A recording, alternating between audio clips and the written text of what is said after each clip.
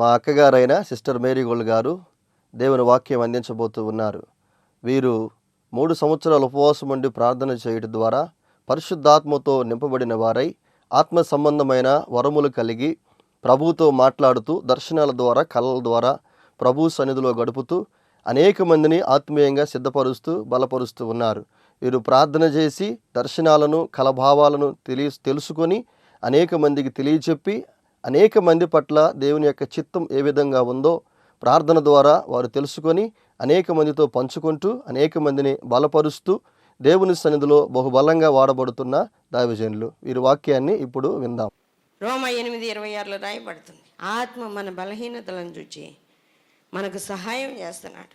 యుక్తముగా ఎలా ప్రార్థన చేయాలో మనకు తెలియదు, కానీ ఉచ్చరింప శక్యము కానీ మూలుగులతో ఆత్మతోనే మన పక్షంగా విజ్ఞాపన చేస్తున్నాడు.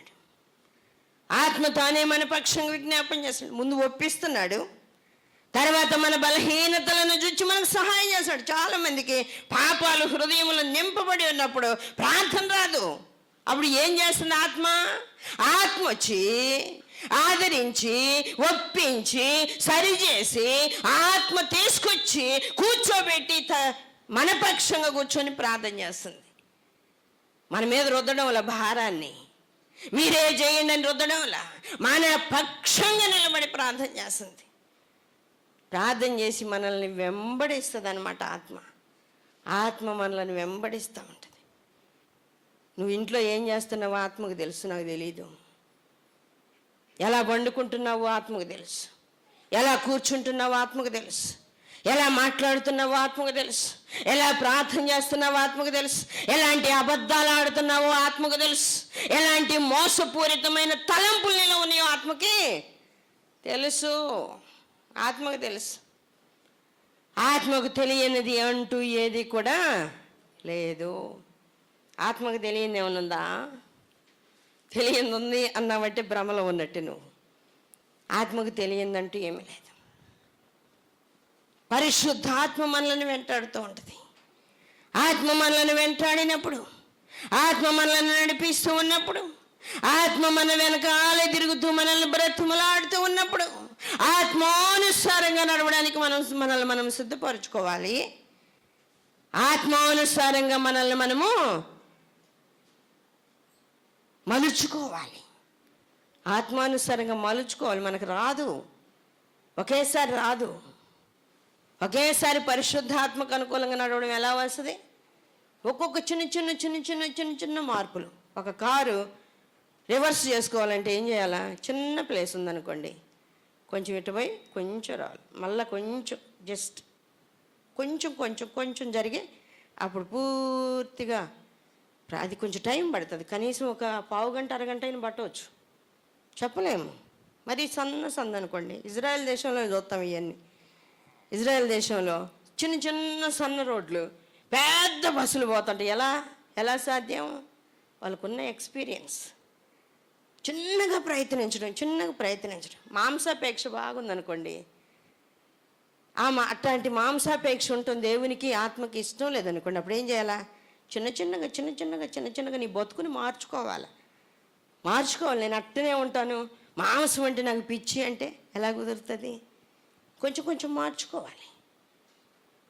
మాంసం తింటే బాగా నిద్ర వస్తుంది, ప్రార్థన రాదనుకోండి, అది ఆత్మకు బాధ అనిపిస్తుంది. అలాంటప్పుడు ఏం చేయాలి? అది చిన్న చిన్నగా మార్చుకోవాలి, మలచుకోవాలి. మనల్ని మనం ఆ విధంగా సిద్ధపరచుకోవాలి. ఆత్మానుసారంగా నడవడం నేర్చుకోవాలి. వాక్యంలో రాయబడుతుంది, ఏమని వ్రాయబడుతూ ఉంది అంటే, ఆత్మ మనలను వెంటాడుతూ ఉన్నప్పుడు, ఆత్మ మనలను నడిపిస్తూ ఉన్నప్పుడు ఆత్మను దుఃఖపరచకూడదు. అది మనం తెలుసుకోవలసింది. ఆత్మను దుఃఖపరచకూడదు. వాక్య భాగంలో చూస్తే ఎఫెసీయులకు రాసిన పత్రిక 4వ అధ్యాయము 27 నుంచి చూద్దాం. అపవాదికి చోటు ఇయ్యకుడి, దొంగిలు వాడు ఇక మీదట దొంగిలక అక్కర గలవానికి పంచిపెట్టుటకు వీలు కలుగు నిమిత్తము తన చేతులతో మంచి పని చేయుచు కష్టపడవలను, వినువానికి మేలు కలుగునట్లు అవసరమును బట్టి క్షేమాభివృద్ధికరమైన అనుకూల వచనమే పలుకుడు గాని దుర్భాష ఏదైనను మీ నోట రానియకుడి. దేవుని పరిశుద్ధాత్మను దుఃఖపరచుకుడి. విమోచన దినము వరకు ఆయన యందు మీరు ముద్రించబడి ఉన్నారు.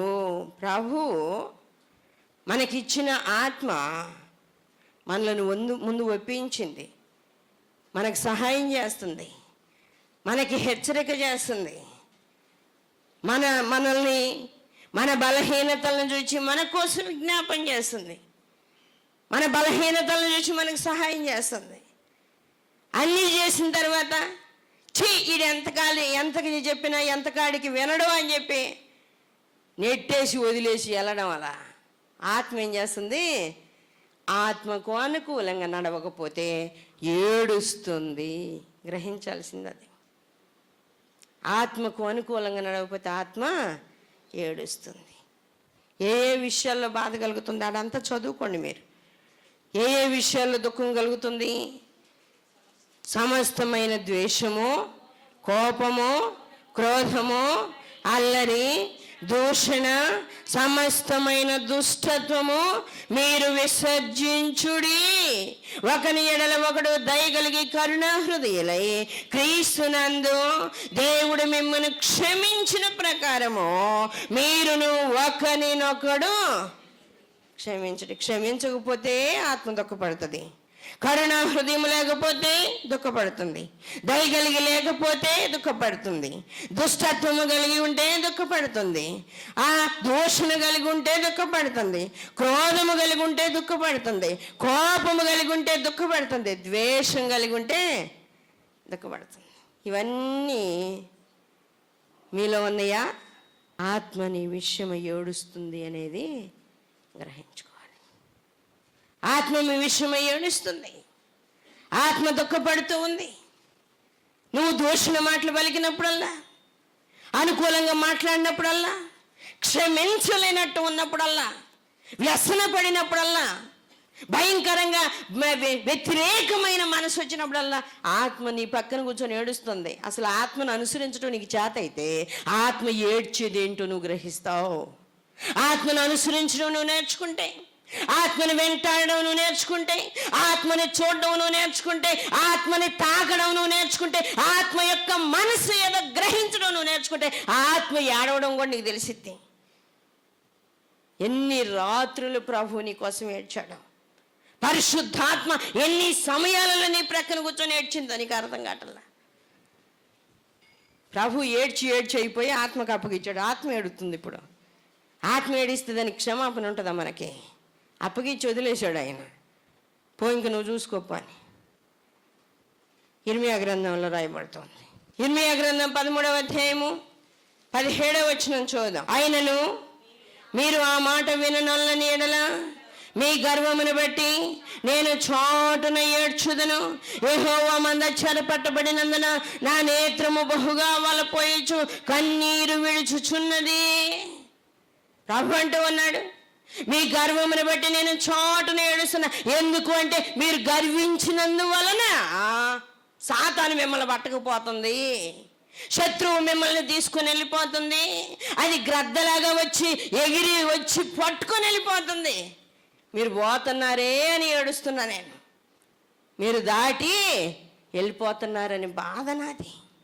యెహోవా మంద చెరపట్టబడినందున నా నేత్రములు బహుగా వలపోయచ్చు. అసలు ఆయన కూర్చున్నా ఏడిపోయానంట, లేచినా ఏడిపోయానంట, నడుస్తున్నా ఏడిపే. అర్థం చేసుకోవాలి. ఏడ్చి ఏడ్చి ఏడ్చి ఓర్చుకొని ఓర్చుకొని ఓర్చుకొని ఏడ్చి అల్లాడి నిన్ను వెంటాడి నీ వెనకాల తిరిగి తిరిగి బ్రతిమలాడి బుజ్జగించి దగ్గరికి తీసుకొని అన్నీ చేసిన తర్వాత ఆయన ఏం చేస్తాడు? మనలను వదిలేస్తాడు. మనల్ని వదిలేస్తాడు. ఆయన వదిలేస్తే ఏమవుతుందో తెలుసా? దశలోనికైలకు రాసిన పత్రికలో వాక్య భాగాన్ని మనం చూద్దాం. 5వ అధ్యాయం 16వ వచనం నుండి. ఎడతెగక ప్రార్థన చేయడి, ప్రతి విషయమునందును కృతజ్ఞతాస్తుతులు చెల్లించుడి, ఇలాగు చేయుట యేసుక్రీస్తునందు మీ విషయములో దేవుని చిత్తము, ఆత్మను ఆర్పకుడి. ఆత్మను మోసపుచ్చాలని చూడకూడదు, ఆత్మను శోధించాలని చూడకూడదు, ఆత్మను దుఃఖపరచకూడదు, ఆత్మను ఆర్పకూడదు. ఆరిపోయినాక వెలిగించడం చాలా కష్టం. ఒకసారి వెలిగించబడి పరలోక సంబంధమైన వరమును రుచి చూచి పరిశుద్ధాత్మలో పాలివారై దేవుని దివ్య వాక్యమును రాబోయే సంబంధమైన శక్తుల ప్రభావమును అనుభవించిన తర్వాత తప్పిపోతే, ఆత్మ గురించి తెలిసిన తర్వాత, ఆత్మ దుఃఖపడుతుందని తెలిసిన తర్వాత తప్పిపోతే ఆత్మ ఆరిపోతుంది. మరలా అట్టి వారిని మరలా నూతన పరచుట అసాధ్యం. అట్టి వారిని వెలిగించడం అసాధ్యం, కష్టం. ఇంకా ఆత్మ ఆరిపోయిన తరువాత కష్టం. అందుకే ఆత్మ మన వెంట తిరుగుతూ ఉన్నప్పుడే, ఆత్మ మనల్ని వెంబడిస్తూ ఉన్నప్పుడే ఆత్మకు అనుకూలంగా నడవడం నేర్చుకోవాలి. ఆత్మకు అనుకూలంగా నడిస్తే ఆత్మ మనలను హెచ్చరిక చేస్తుంది, దిద్దుతూ ఉంటుంది, విజ్ఞాపన చేస్తూ ఉంటుంది, మనల్ని హెచ్చరిక చేస్తూ ఉంటుంది, మనల్ని నడిపిస్తూ ఉంటుంది, మనతో మాట్లాడుతూ ఉంటుంది. జబ్బు వచ్చి మంచం మీద పడినప్పుడు మనల్ని ఆదరిస్తూ ఉంటుంది, ధైర్యపరుస్తూ ఉంటుంది. ఆత్మ మనతో మాట్లాడుతుంది, ఆత్మ మనతో మాట్లాడుతుంది. భక్తులతో చాలా మందితో మాట్లాడింది, ఆత్మ భక్తులతో చాలా మందితో మాట్లాడింది. ఈ అనుభవం అసలు మనకుంటే వీటన్నిటి మీద మనకి ఆలోచన ఉంటుంది. అపోస్తలుల కార్యాలు 8వ అధ్యాయము 28వ వచనము. అతడు తిరిగి వెళ్ళుచు తన రథం మీద కూర్చుండి ప్రవక్త అయిన యెషయా గ్రంథము చదువుచుండెను. అప్పుడు ఆత్మ ఫిలిప్పుతో, నీవు ఆ రథము దగ్గరకు పోయి దానిని కలుసుకొనమని చెప్పాను. ఆత్మ మనకి ఏమి చెయ్యాలో ఆ విషయము మనకి బోధిస్తుంది. ఆ విషయం మనకు బోధిస్తుంది. ప్రభు అంటూ ఉన్నాడు, ఇదిగో మీరు పెద్దల దగ్గరకు, అధికారుల దగ్గరకు ఈడ్చుకొని పోబడినప్పుడు అక్కడ ఏం మాట్లాడాలని ఆలోచన చేయబోకండి. ఆత్మను అనుసరించడం ఒక్కటి నేర్చుకోండి చాలు. ఆత్మను అనుసరించి నడవడం నేర్చుకోండి. ఆత్మను అనుసరించి నడిచినప్పుడు అక్కడ ఏం మాట్లాడాలో మీకు తెలియదు. కానీ వాక్య భాగంలో మనం చూద్దాం. మత్తయి సువార్త 10వ అధ్యాయము 19-20 వచనాలు చదువుదాం. వారు మిమ్మను అప్పగించినప్పుడు ఎలాగూ మాట్లాడదమో ఏమి చెప్పుదమో అని చింతింపకుడి. మీరేమి చెప్పవలెనో అది ఆ గడియలో మీకు అనుగ్రహించబడును. మీ తండ్రి ఆత్మ మీలో ఉండి మాటలాడుచున్నాడే కానీ మాటలాడువారు మీరు కాదు. ఏం మాట్లాడాలో మనకేం తెలుసు చెప్పండి? పెద్ద గొడవ అయింది. ఆత్మ మనతో మాట్లాడితే మీరు వెళ్ళి ఇలా మాట్లాడండి, గొడవ సద్దుమణిగిద్దని చెప్తారు. ఏశావుకి యాకోబు గట్ట గొడవ వచ్చిందంట. అంతే కదా, వచ్చింది కదా. ఎప్పుడు వచ్చింది?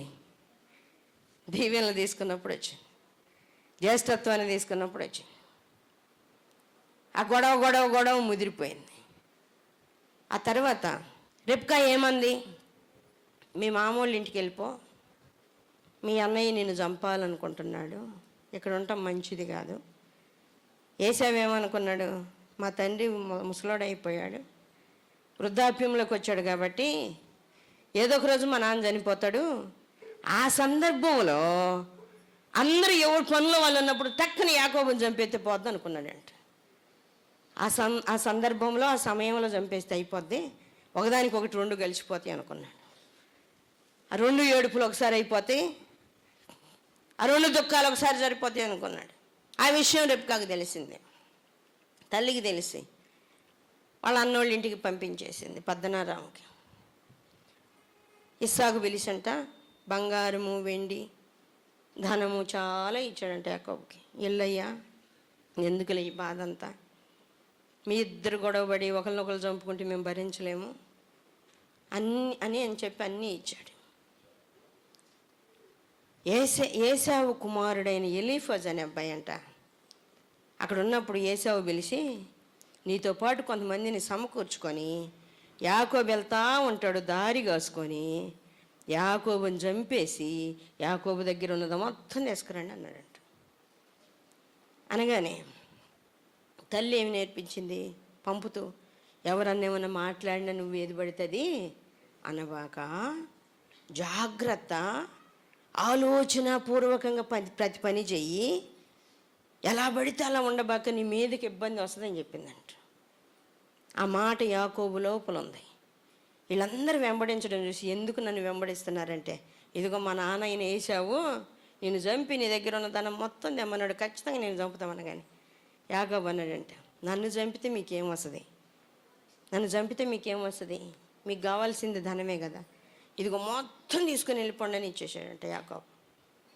మొత్తం తీసుకుని వెళ్ళిపోండి అని ఇచ్చేసేయగానే ఆ సమయంలో ఆ మాట ఏం చేసింది, శత్రువులకి ఆలోచన లేకుండా చేసింది. శత్రువులకి ఆలోచన పనిచేయకుండా చేసినందువల్ల వాళ్ళు యాకోబుని చంపకుండా వదిలేశారు.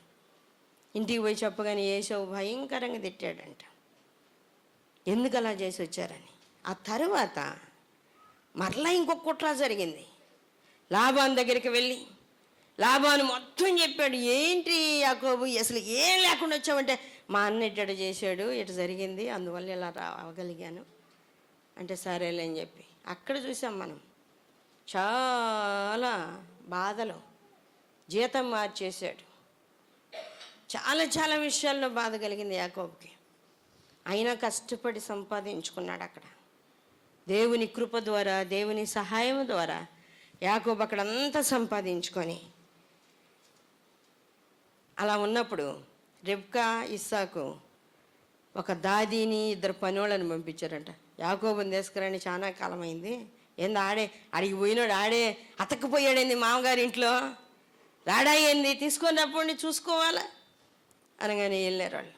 వెళ్ళి రమ్మంటే లాభాన్ని అడిగితే లాభానంటే నేను పంపను, ఇక్కడే అలవాటు అయిపోయావు కదా, ఇక్కడే ఉండి ఇక్కడే సంపాదించుకున్నాడు.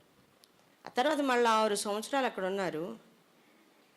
ఆమె అక్కడే ఆగిపోయింది. యాకోబుకి ఇంతమంది భార్యలు ఇంతమంది పిల్లలను చూసేసరికి ఆమెకు రాబుద్ది కాలే, ఆడే ఆగిపోయింది ఆమె. ఆ పని వాళ్ళు వచ్చి చెప్పారు. వచ్చిన తర్వాత 6 సంవత్సరాలు మరలా అక్కడే ఉండి అప్పుడు ప్రభువు మాట్లాడాడు యాకోబుతో, ఇంకెక్కడి నుంచి లేచి బయలుదేరి వెళ్ళిపో అని. అప్పుడు బయలుదేరి వద్దామంటే వాళ్ళ మామ పంపడం, వాళ్ళ మామ గొర్రెల బొచ్చు కత్తిరించుకోవడానికి వెళ్ళాడంట. చాలా రోజులు ఇదే సందని చెప్పి మొత్తాన్ని కూడగట్టుకొని భార్యల్ని పిల్లల్ని ఒంటెల్ని సామాగ్రిని ఆస్తిని తీసుకొని వస్తూ ఉంటే లాబాను ఆ పని ముగించుకొని వచ్చిన తర్వాత ఏడు యాకోబు అంటే లేడు. ఏమైందంటే వెళ్ళిపోయాడు. భార్యలు లేరు, పిల్లలు లేరు, యాకోబు లేడు, ఏమీ లేదు ఇంకా.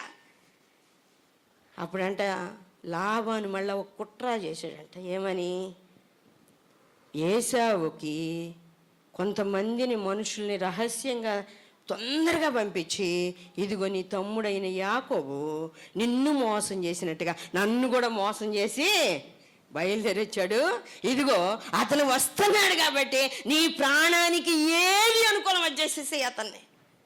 చూడండి, కూతుర్ల కోసం కూడా ఆలోచించాల మామ, తండ్రి కుమార్తెల కోసం ఆలోచించాల, అలాంటి ఆలోచన రాలా. అతన్ని నువ్వు ఏం చేస్తావు ఆ విధంగా చేయమంటే, రెబ్కా చెప్పిన మాట ప్రకారంగా ఆ సమయంలో కూడా సమయస్ఫూర్తితో యాకోబు ఆలోచన చేయగలిగాడు. ఎలా అంటే దేవుని కృప ద్వారా, దేవుని మాట ద్వారా, దేవుని కృప ద్వారా మాత్రమే అది సాధ్యమైంది. భాగాలుగా చేసి ఒక భాగాన్ని ముందు పంపి, తర్వాత ఇంకొంతమందిని పంపి, తర్వాత ఇది పంపి, తర్వాత లాస్ట్కి యాకోబు వెళ్ళాడు. వీళ్ళందరినీ దాటి వచ్చేళ్ళకి ఏశావు మనసు కరిగిపోయింది. చూడండి దేవుడు ఏం చేశాడు, వీళ్ళందరినీ దాటి వచ్చేసరికి ఏశావు మనసు కరిగిపోయింది. సాష్టాంగపడి సాయగలపడి నమస్కారం చేశాడు యాకోబు. మరి తమ్ముడా, దీవెనలు పోతే పోయినాయి కానీ నిన్ను నేను ఎట్ట చంపేదిరా. చూడండి, పైన పడి ఏడ్చి ముద్దు పెట్టుకొని, ఈ ఆస్తి అంతా కూడా నాకు అవసరం, నాకు ఇంకా చాలా ఉంది. ఏశావు కూడా చాలా ఆస్తి ఉందంట. కనానీయులు, ఏశావు పనివాళ్ళు చాలాసార్లు గొడవలు పడ్డారంట ఈ పశువుల విషయం, మేత విషయం, స్థలం విషయం. అందుకే ఏశావు అక్కడ ఉండలేక ఆ ప్రాంతానికి వెళ్ళిపోయాడు, ఎదోము దేశానికి వెళ్ళిపోయి అక్కడ స్థిరపడ్డాడు. ఈ విధంగా దేవుని ఆత్మ మనల్ని నడిపించినప్పుడు ఆ ఆత్మ ఎలా ఉంటుంది? ఆ గొడవని చల్లార్చేటట్లుగా ఉంటుంది, ఆ ఇబ్బంది నుంచి బయటికి తెచ్చేటట్లుగా ఉంటుంది, ఆ ఆలోచన మనం చక్కగా చేసేటట్లుగా ఉంటుంది. ప్రభు అంటూ ఉన్నాడు, మీరు ఈడ్చుకొని పోబడినప్పుడు, అధికారుల ముందు నిలబడినప్పుడు ఏమి మాట్లాడాలో మీకు తెలియదు, కానీ ఆ సమయంలో మీ తండ్రి ఆత్మ మీలో ఉండి మాట్లాడినే కానీ మాట్లాడేవాళ్ళు మీరు కాదు. తండ్రి ఆత్మ మాట్లాడితే ఇంకేముంటుంది చెప్పండి? ఇంకేముంది? ఆత్మ మనలో ఉండి మాట్లాడితే అన్ని శోధనలు జయించవచ్చు. ఆత్మ మనలో ఉండి మాట్లాడితే అన్నిటిని జయించుకోగలుగుతాం. పరిశుద్ధాత్మ మనలో ఉండి మాట్లాడుతూ ఉంటుంది, ఆత్మ మనలను నడిపిస్తూ ఉంటుంది. ఫిలిప్పు దగ్గరకు వచ్చి ఆత్మ చెప్తూ ఉంది, నీవు వెళ్ళి ఆ రథాన్ని కలుసుకో, నువ్వు వెళ్ళి ఆ రథాన్ని కలుసుకోమంది. వెళ్ళి కలుసుకున్నాక అక్కడ ఉన్న పరిస్థితి అంతా ఫిలిప్పుకు అర్థమైంది. ఆయన యేషయా గ్రంథం చదవడం, ఆ అధ్యాయంలో విషయాలు అర్థం కాలేదని అర్థమైంది. అప్పుడు దాన్ని వివరించాడు. ఆ తరువాత బాప్తీసం తీసుకున్నారు, అయిపోయింది. వాక్య భాగంలో మనం చూస్తే అపోస్తల కార్యాలు 10వ అధ్యాయము, పేతురు ప్రార్థన చేస్తూ ఉన్నాడు. పేతురు ప్రార్థన చేస్తూ ఉన్నప్పుడు పేతురుకు ఒక దర్శనం కలిగింది.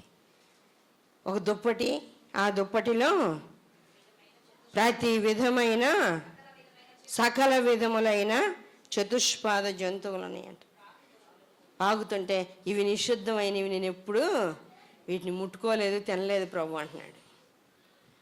అట్లంటూ మాట్లాడుతూ ఉండగానే కొర్నేలి పంపిన మనుషులు వచ్చారంట.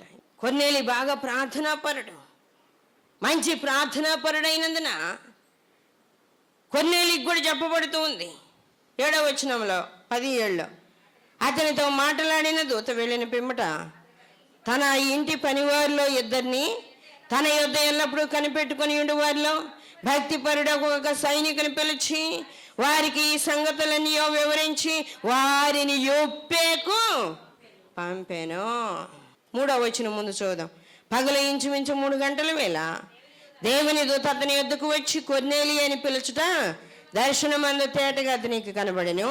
అతడు దూత వైపు తేరి చూచి భయపడి, ప్రభువా ఏమని అడిగాను. అందుకు దూత, నీ ప్రార్థనలను నీ ధర్మ కార్యములను దేవుని సన్నిధికి జ్ఞాపకార్థముగా చేరినవి, కాబట్టి ఇంకేం చెయ్యాలనే సంగతి నీకు తెలియదు, కాబట్టి పేతుని పిలుచుకో అని చెప్పాడు అనమాట. ఆయన పేతుని పిలుచుకోమనగానే భక్తి గల్లోని ఆయన్ని పిలిచి పంపించాడు. ఆడికి పేతురు ఉంటాడు, 2 పంపించాడు.